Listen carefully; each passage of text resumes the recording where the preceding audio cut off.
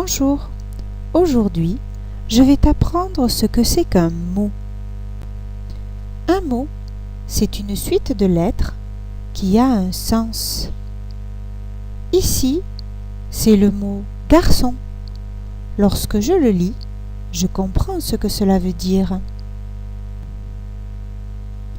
Ici, c'est aussi une suite de lettres.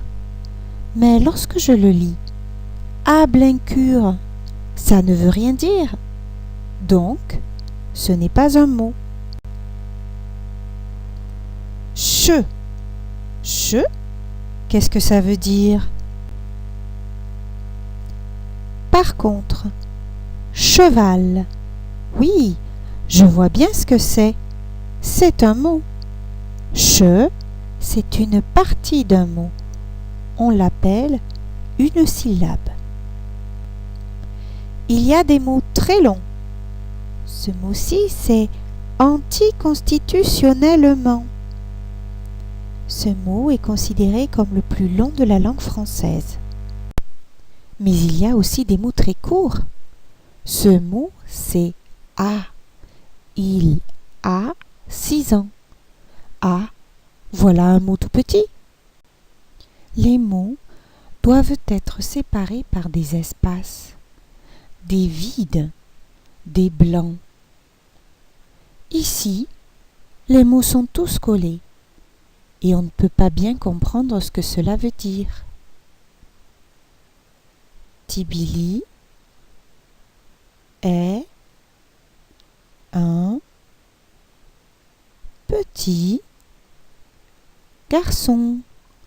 Ah, voilà, je comprends beaucoup mieux ce que cela veut dire maintenant. Tibili est un petit garçon. À l'écrit, il faut bien séparer les mots par des espaces. Parfois, c'est plus compliqué. L'école.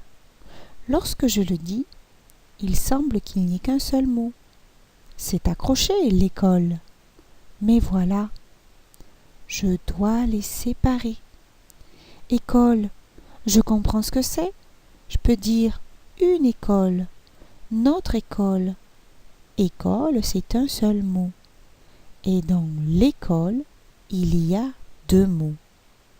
Le L' que tu vois là, c'est un tout petit mot. Voilà une autre bizarrerie. Je peux comprendre le mot chauve. Je peux comprendre le mot souris. Et ils sont séparés par un tiret.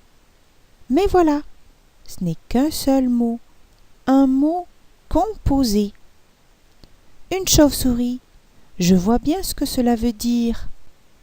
Voilà, c'est fini.